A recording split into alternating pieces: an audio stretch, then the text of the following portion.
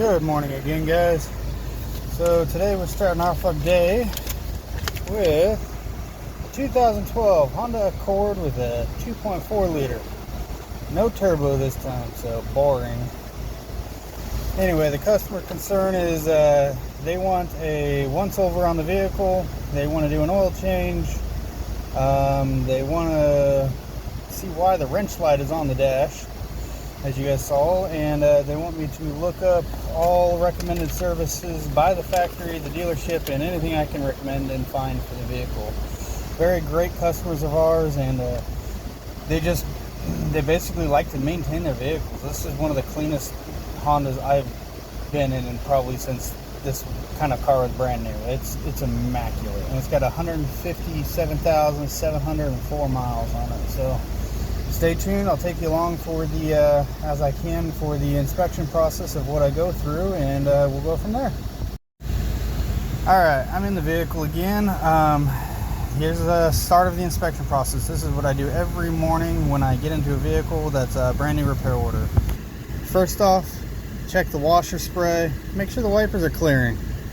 You know, it sounds simple, but a lot of people just check for dry rotted wiper blades, but they don't actually check the washer function to see if they're actually clearing the water. I've had a lot of issues in our humidity and climates where they don't get dry rotted, but they just do not work. So we check that. Go through, check the AC, make sure it's all blowing cold. We got a blower motor. You know, we've got circulation working. We've got all the mode doors are working. It is blowing ice cold. We have dual temperature, so you always want to do check one side, bring it up to heat, make sure it starts turning to hot while the other side stays cold. Lower it back down to AC. Do the same thing on the passenger side. Bring it all the way up to heat and make sure that one gets to the hot cycle while this one stays cold. You know, you never know when you're gonna have a picky set of people in here, so. But that's basically how that functions for the most part. Front defroster, you guys all know how that works. Rear defroster, the mirrors, can't really tell how that's working unless you really want to go in and put like an amp clamp on it or whatever. Make sure it's actually producing current to heat up the coils. I'm not gonna go into all that. Honestly, you really don't use that out in the south anyway, so. Already verified all the lights were working, the horn works, all that good stuff, all the windows roll down, and the mirrors work. So that's the inside of the vehicle. Alright, now into the cabin filter side of things. So, in case you don't know, I'll just show you. Right here's a pinch point. Right here's a pinch point in the glove box. This is a hook mechanism for that. Now, right back here, you drop the glove box, there is a plastic tray that unclips from the HVAC box, and I think they need a cabin filter.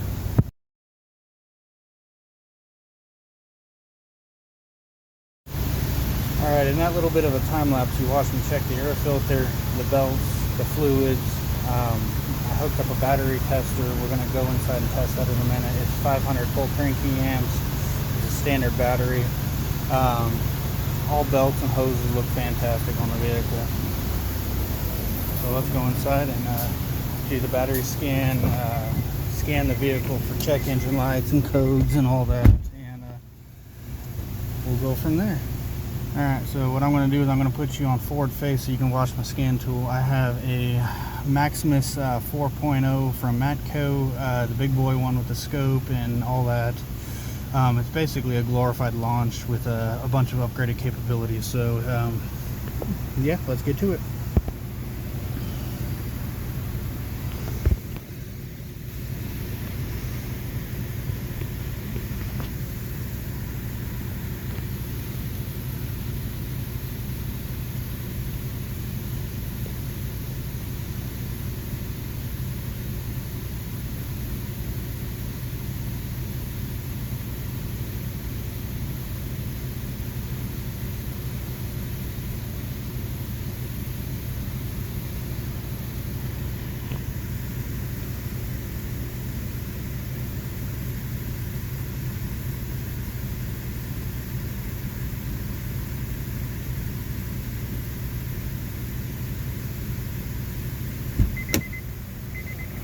Alright, I have an issue with the connection at the battery, so let's double check.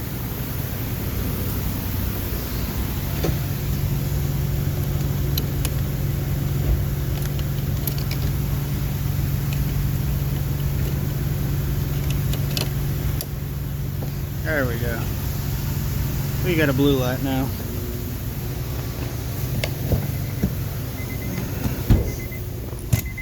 Alright, let's retry one more time.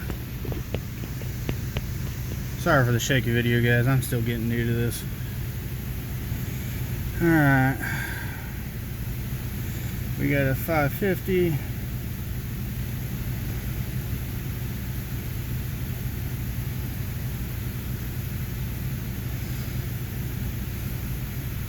Okay, we've got 22%. Alright. Let's do the start test.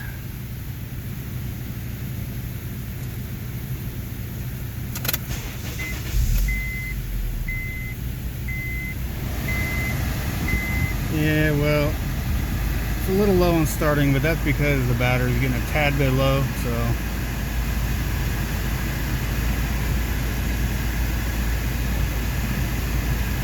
I've got all the loads on to test the alternator output.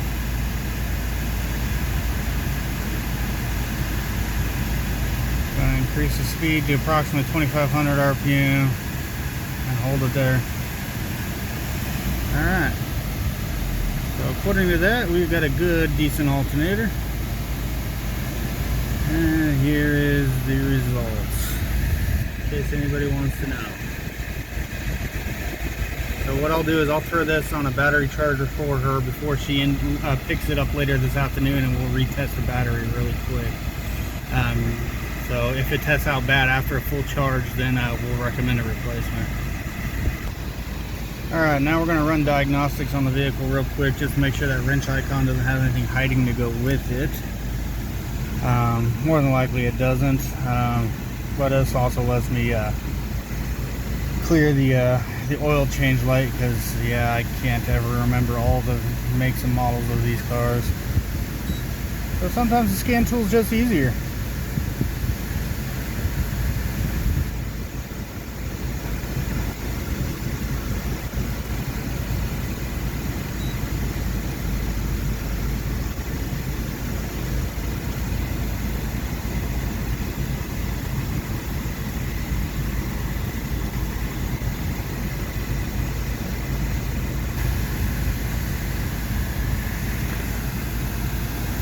There's a lot of modules in this car.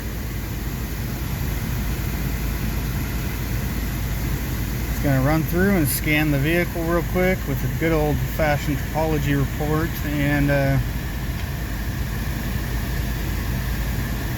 just go through and clear the oil light, and we'll make a printout for the customer of the report, see what they want to do if there's any issues found. A lot of the times you'll find random codes in systems that are related to battery voltage, so don't let those fool you. I call those gremlin codes or engineering codes. They're not really meaning anything other than to let you know sometimes that the battery is a little weak, and they just pop up because, you know, some modules need to see always 13 volts or 12 volts or whatever, and if it dips down to a little bit too low when they're starting, or the key cycles, then it can actually set a code rapidly, and it just charge your battery up. If they keep coming back on some of those codes, you'll understand if you've been in the industry for a really long time. You kind of know what to chase after, what to ignore, what to clear out, because you already know the issues with them.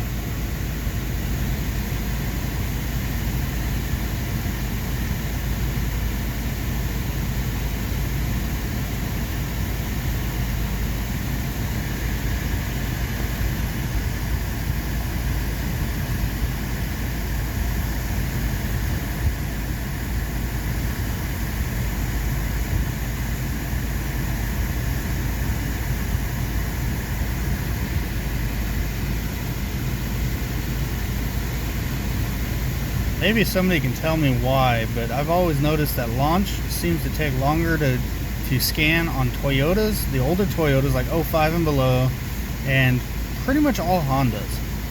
I've never understood why. So if you guys know, feel free to let me know. Something that's always bugged me.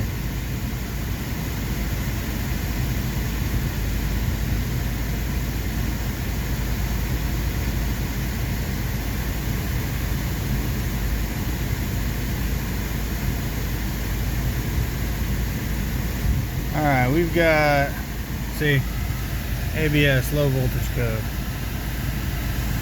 Alright, we have potential seatbelt code issues. Those are not necessarily set by a voltage. Alright, we'll have to do a diagnostic on the batteries and the tire sensors if this vehicle has them. Alright. We'll have to do a little investigating in those if they would like to have that evaluated. Alright, now we'll do a software or service function reset.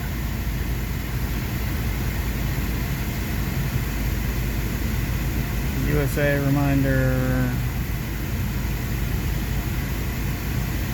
We're going to reset the oil life. I'm sorry for the glare, guys. I don't know what is wrong with this camera today.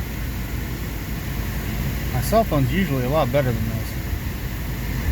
Alright, let's switch the ignition off.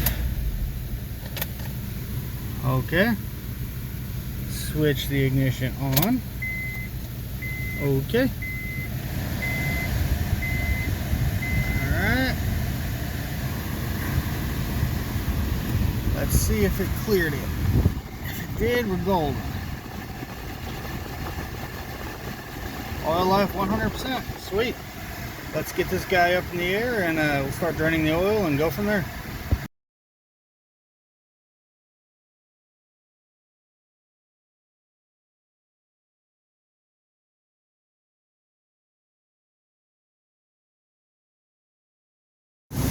Alright guys, so after the inspection, I found that it needs rear brake pads and the rotors resurfaced, which is not a big deal. It needs both filters, engine and cabin filter, as you both saw. They're just disgusting. I'm also found I found the valve cover leaking a little bit towards the backside, and it is actually probably due for a lifter adjustment, or valve adjustment, if you will. I hear a very mild tick in the top end, nothing crazy, nothing to write home about, nothing, setting codes, but these older Hondas like that, they need the adjustments every probably 35 to 50,000 miles or so, so I'm going to recommend that with just a little bit of R&R for the vehicle, and it needs some little bit of love, and we'll go from there. Thanks for watching, guys.